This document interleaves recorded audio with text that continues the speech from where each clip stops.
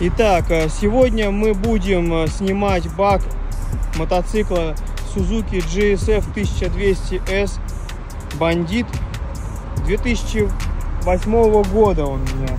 Это такая версия, которая была перед инжектором, последняя версия карбюратора.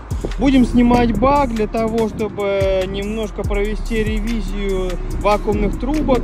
Для чего это делается? Иногда мотоцикл начинает чихать на холостых оборотах. Дело в том, что там под баком очень много вакуумных трубок, которые требуют небольшого, так сказать, внимания. И вот эти вакуумные трубки, они бывают растрескиваются, приходит в негодность. Там еще на карбюраторах есть вакуумные колпачки, которые закрывают вообще наглухо воздух, чтобы не поступал в цилиндр. Они сделаны как отверстия для синхронизации, но они должны быть закрыты. Их тоже надо посмотреть. То есть я покажу, как снимается бак, и покажу, какие трубки нужно смотреть, чтобы исключить проблему именно чихания мотоцикла при холостых оборотах, при низких оборотах. Если мотоцикл этот чихает у вас, так, как будто небольшие взрывы в карбюраторе происходят, значит где-то идет посос воздуха. Там я покажу вам трубки, которые есть, которые нужно посмотреть, проверить.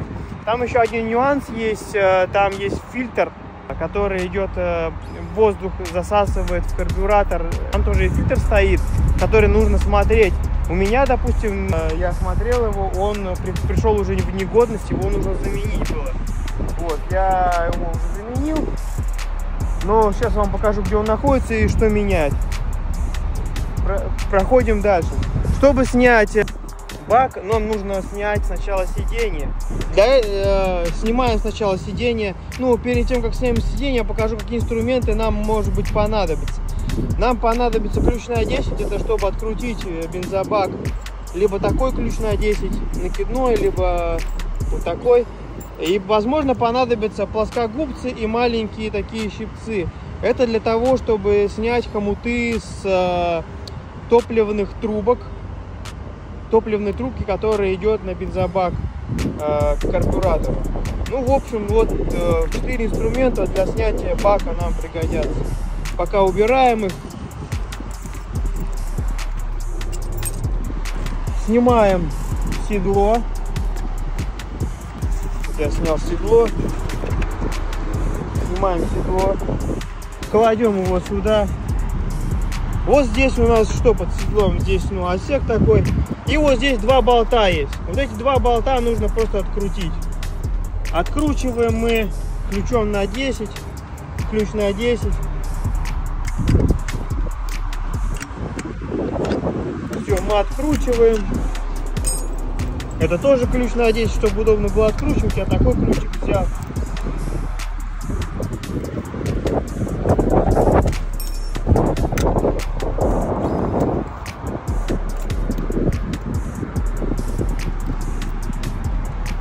Вытаскиваем болты, чтобы не потерять. Мы кладем их на свое место безопасное, где мы не потеряем. Все. Бак, в принципе, уже можно снимать. Приподнять можно, но снять его нельзя. Приподнимаем бак. И там видим вот такие вот разъемы, которые идут к мотоциклу и которые надо отключить. Ну, во-первых, с правой стороны, сейчас покажу с правой стороны.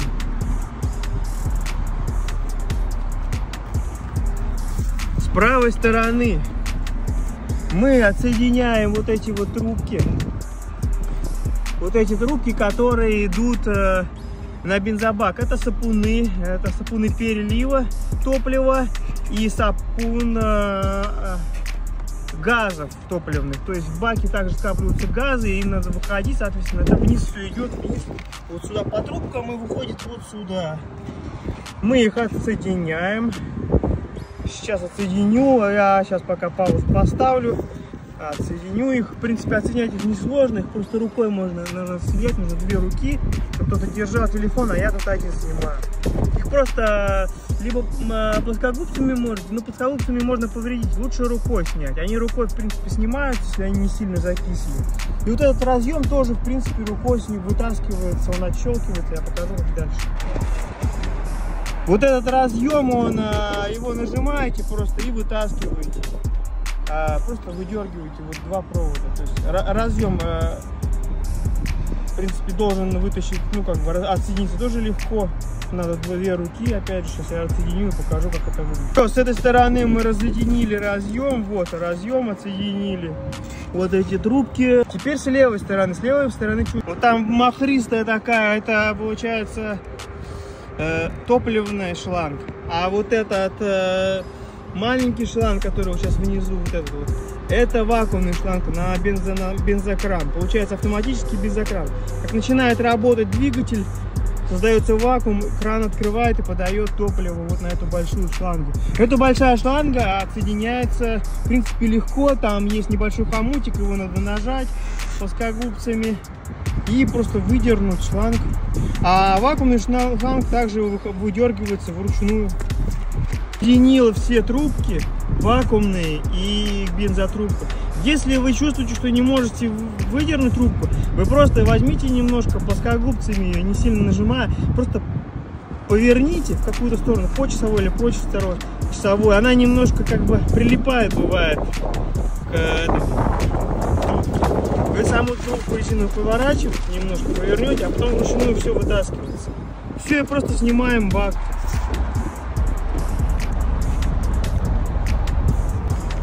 Все, просто берем и снимаем бак. Снимаем бак и ставим его. Дальше, вот, смотрите, объясняю, что тут происходит, может происходить.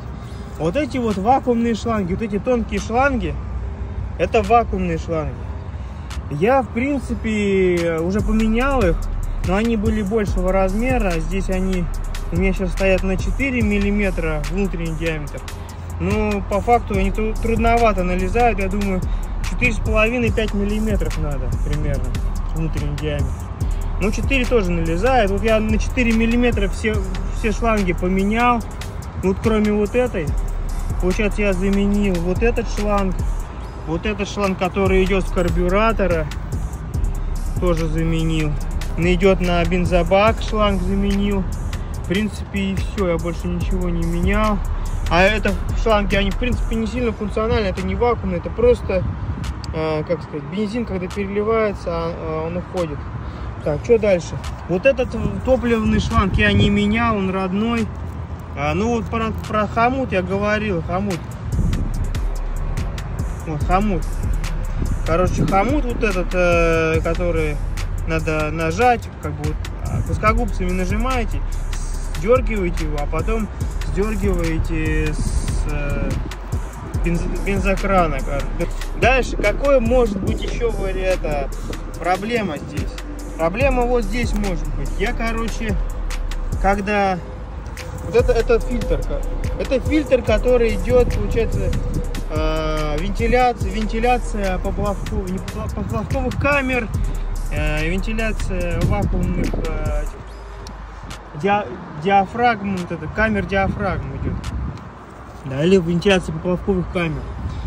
Тут должен стоять фильтр. Я просто сейчас заткнул пока тряпочкой вот здесь. Но, в принципе, его желательно снять. Снимается он, в принципе, легко. Просто берете вот так и выдергиваете. Вот вы сняли фильтр. Сняли фильтр. А что с ним делать? С ним надо, короче, провести такую процедуру. Вот здесь такая заглушка пластиковая стоит. Сейчас немножко поделюсь. Вот.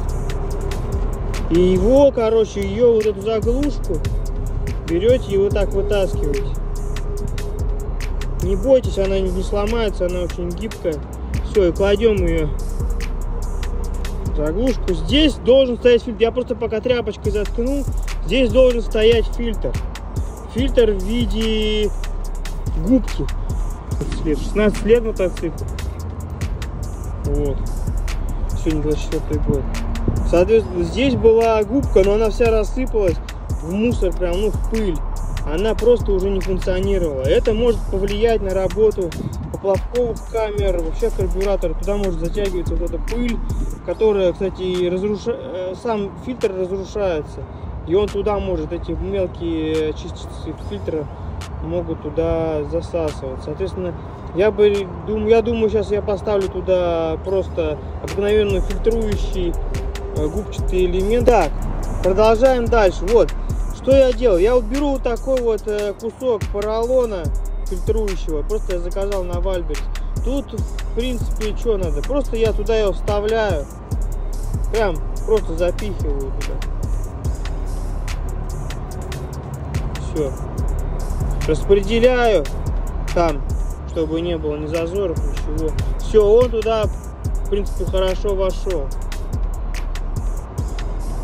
Вот так вот, короче, раз, беру. Все, воздух проходит без сопротивления. Почувствую. Ну, там небольшое сопротивление от фильтра, конечно, есть. Его сильно плотно тоже туда не надо запихивать. Можно даже посвободней немножечко.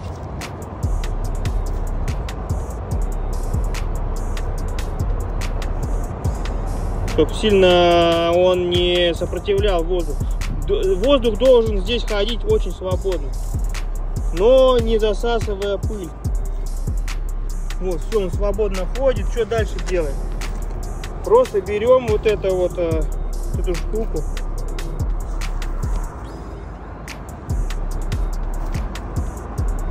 Вот эту штуку берем просто и туда вот так вот запихиваем. Это получается кольцо стопорное. По сути, оно держит этот фильтр, чтобы он не вылетал. Все. Вы его там немножко плоскогубцами подправляете. Все, стопорите.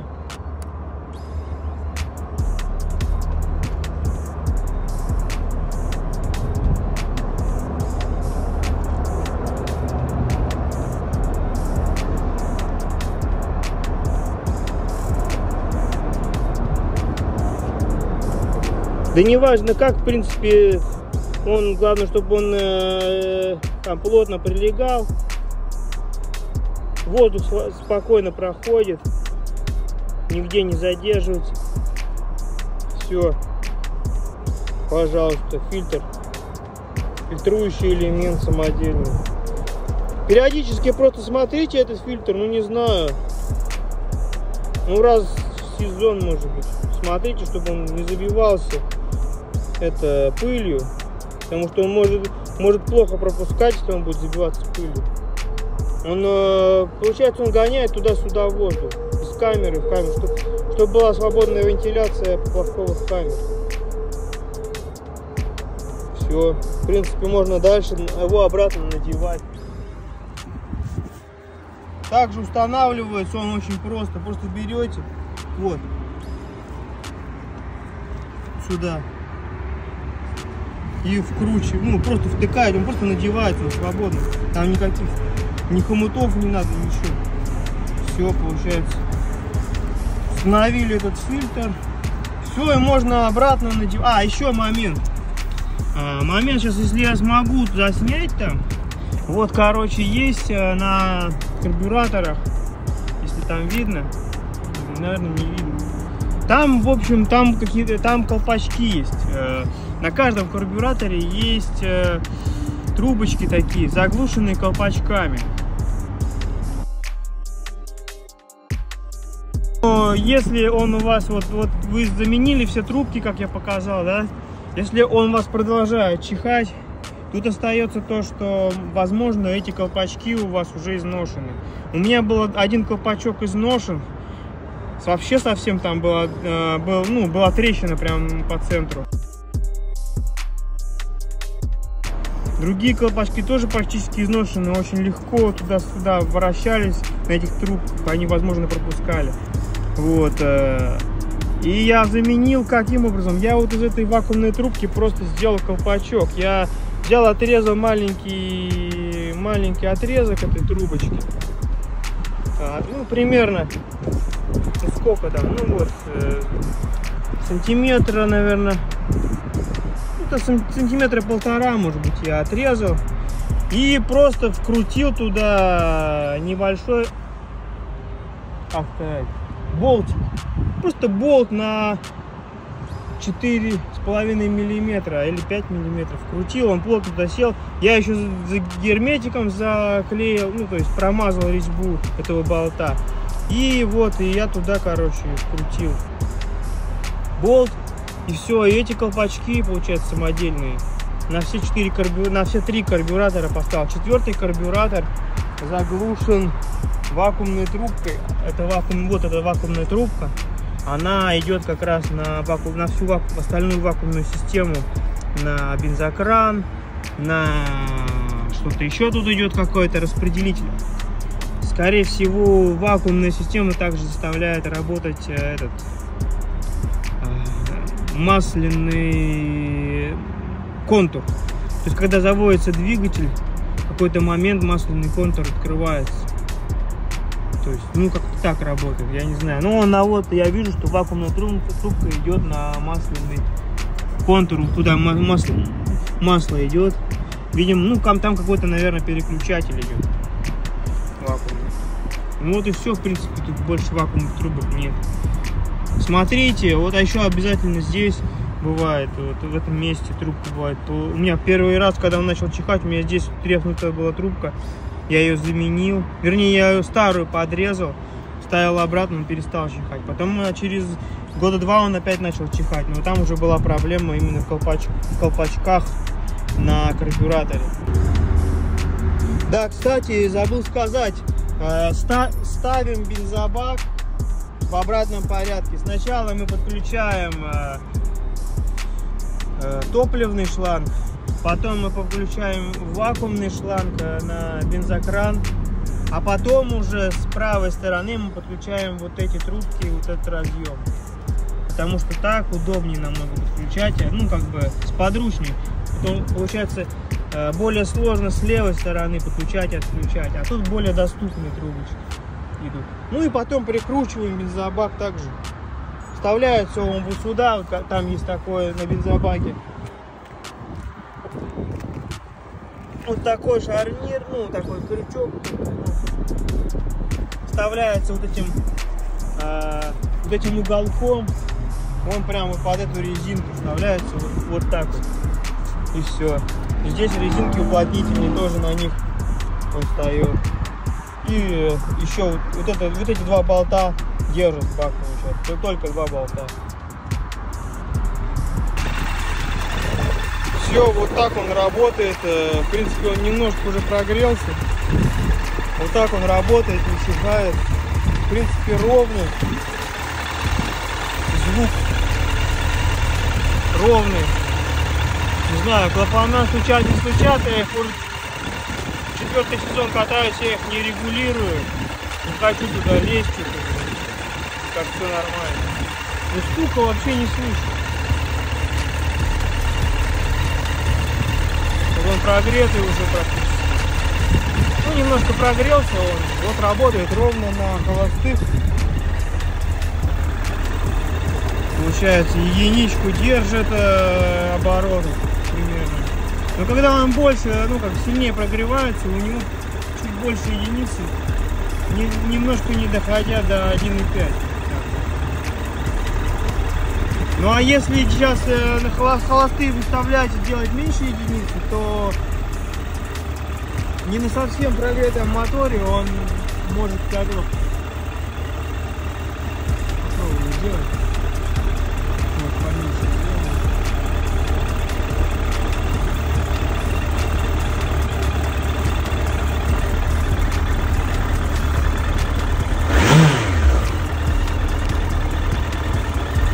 В принципе, вот газуешь, да?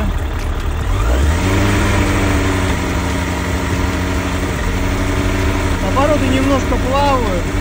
Я синхронизацию не проводил 4 года. Ну, я думаю, это не критично. Вот, никаких чихов нет. Нигде не подсасывает. Допустим, если газую, вот, на ручку газа. Ручка газа, да, вот. В принципе, откликается хорошо.